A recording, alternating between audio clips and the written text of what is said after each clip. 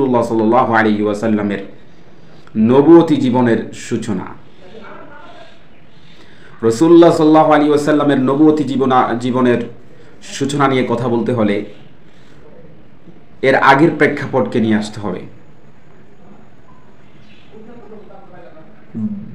বিখ্যাত ঐতিহাসিক ইবনু আসাকির ইবনুল মুনজির রাহিমাহুল্লাহর সূত্রে বর্ণনা করেছেন যে রাসূলুল্লাহ সাল্লাল্লাহু আলাইহি ওয়াসাল্লামের জন্ম যে হস্তি বর্ষেই যে তিনি জন্মগ্রহণ করেছেন এবং হস্তি বর্ষ থেকে 40 বছরের মাথায় তিনি নবুয়ত প্রাপ্ত হয়েছেন, এই বিষয়ে আমাদের উলামাগণের মাঝে কোনো মত পার্থক্য নেই।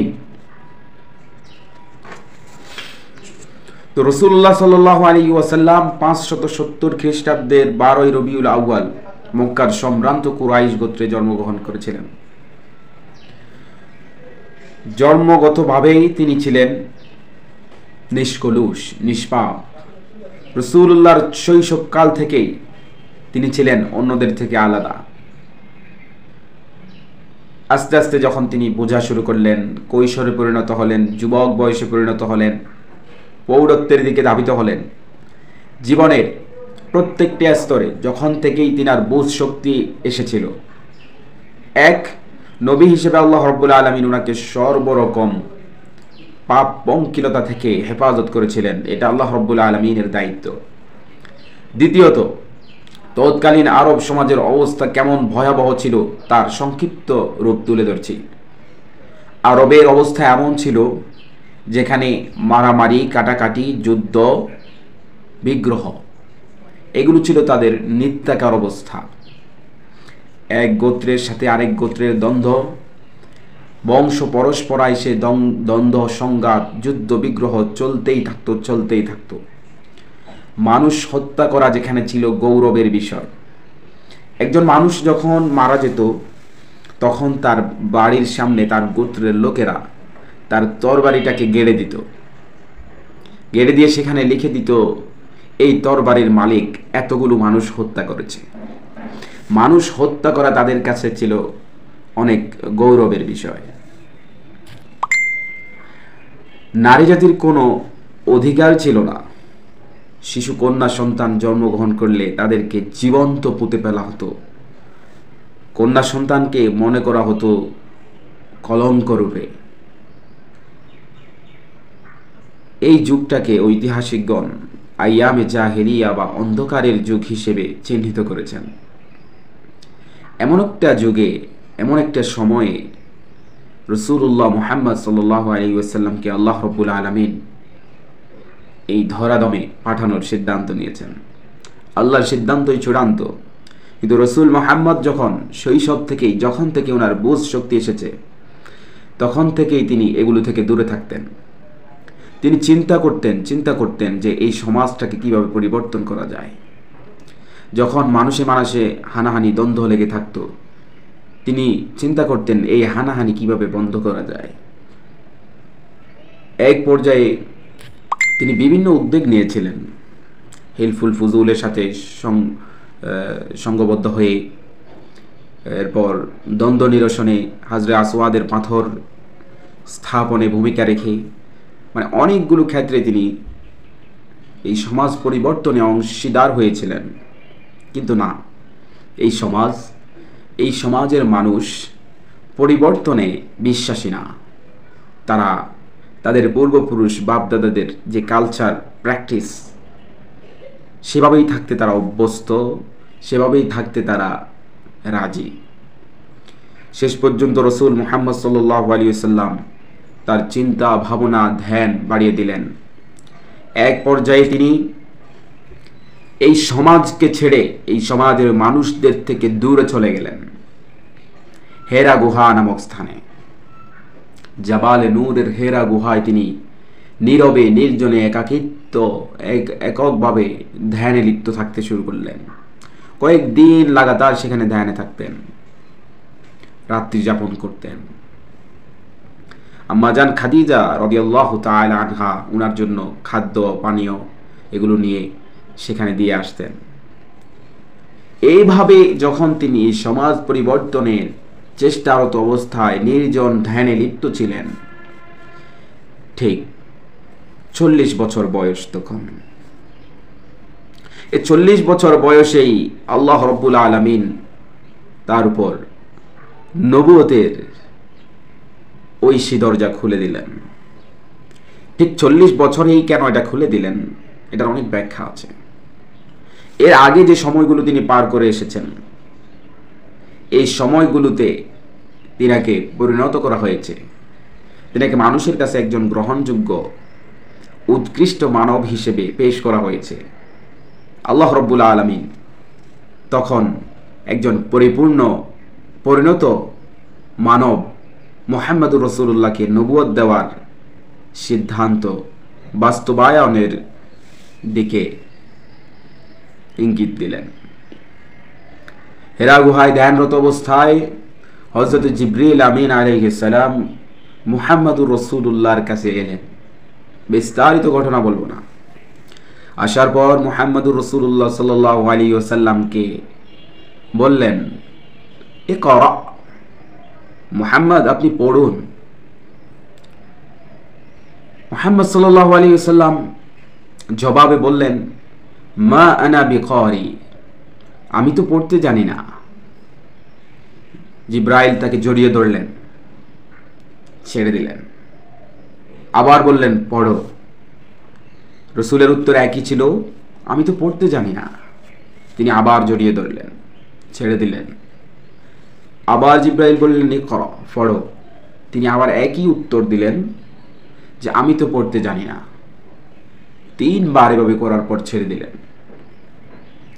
চতুর্থবার তিনি বললেন, ইকরা বিসমি রাব্বিকাল্লাযী খালাক, খালাকাল ইনসানা মিন আলাক, ইকরা ওয়া রাব্বুকাল আকরাম আল্লাযী আল্লামা বিল কলম আল্লামাল ইনসানা মা লাম ইয়ালাম।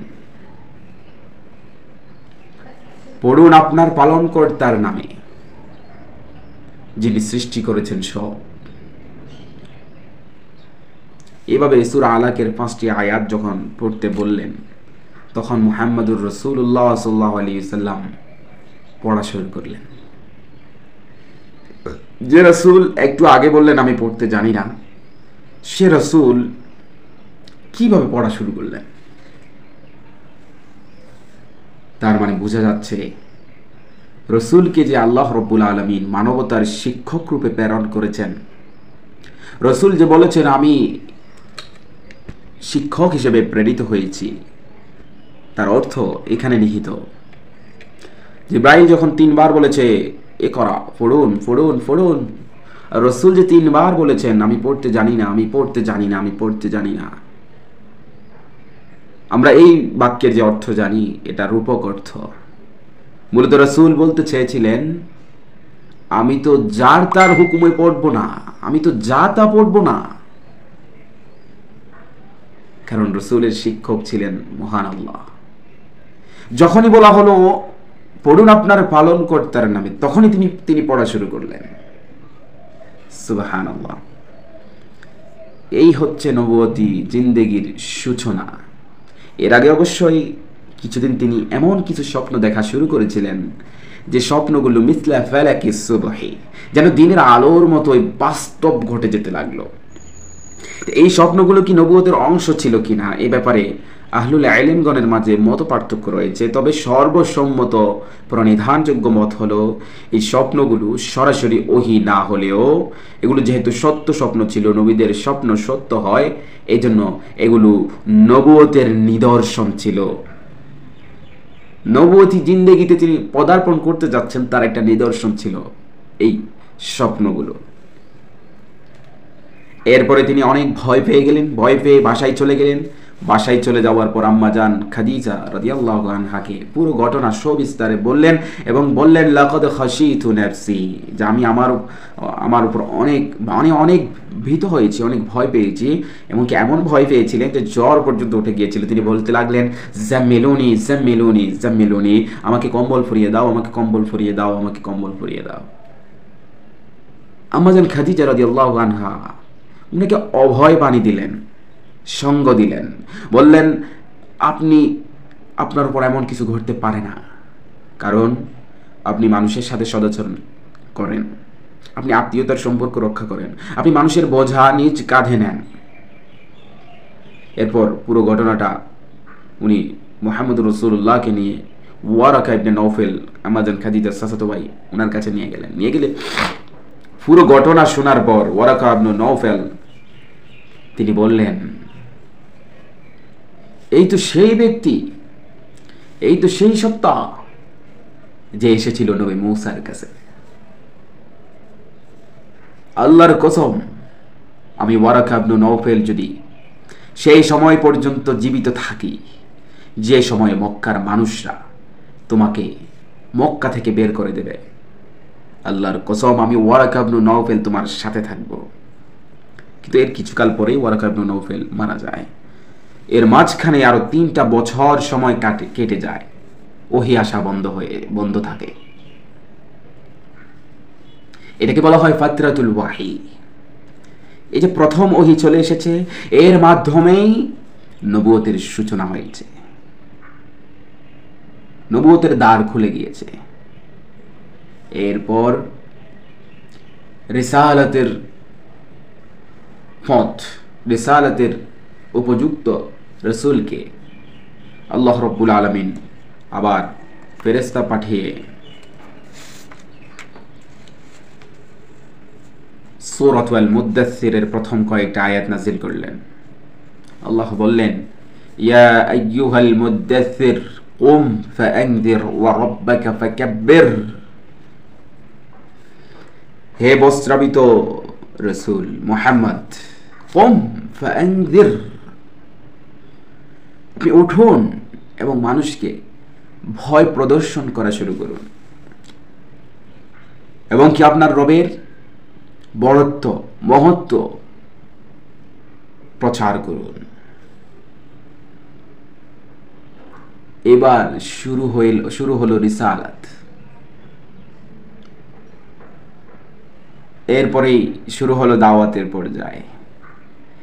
আসলে রসুল মুহাম্মদ সাল্লাল্লাহু আলাইহি ওয়াসাল্লামের নবুয়তের পর থেকে তার মৃত্যু পর্যন্ত জীবনটা পুরাটাই নবুয়তি জীবন। আমি বিস্তারিত বলবো না, কিন্তু সংক্ষেপে বলে দিই, পুরাটাই নবুয়তি জীবন। এই নবুয়তি জীবনকে কয়েকটা ধাপে এবং স্তরে ভাগ করা হয়। এই নবুয়তি জীবনকে প্রথমত 2 ভাগে ভাগ করা হয়, মাক্কি এবং মাদানী জীবন। কয়েকটা স্তর রয়েছে সেখানে। মাক্কি জীবন তিনি মক্কায় কাটিয়েছেন 13 বছর এবং মদিনায় কাটিয়েছেন 10 বছর। এরপরে পুরো নবুয়তি জিন্দেগিটা আবার 3 ভাগে বিভক্ত ছিল: দাওয়াত, জিহাদ এবং ইসলামী রাষ্ট্রের গোড়াপত্তন।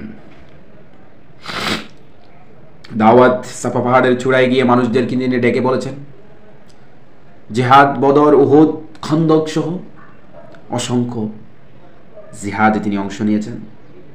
সর্বশেষ মক্কা বিজয়ের মাধ্যমে, রক্তপাতহীন বিজয়ের মাধ্যমে তিনি পুরো বিশ্বের কাছে ইসলামী রাষ্ট্রকে সমুন্নত করেছিলেন। এই ছিল মুহাম্মদুর রাসূলুল্লাহর 23 বছরের নবুয়তি জীবন, যেই জীবনের প্রত্যেকটা পরতে পরতে রয়েছে আমাদের জন্য শিক্ষা, আদর্শ। আল্লাহ রাব্বুল আলামিন আমাদেরকে রাসূলের পুরো নবুয়তি জিন্দেগিটাকে বাস্তবভাবে অনুকরণ করার তৌফিক দান করুন। আমিন। আসসালামু আলাইকুম ওয়া রাহমাতুল্লাহি ওয়া আখিরু দাওয়ানা আলহামদুলিল্লাহি রাব্বিল আলামিন।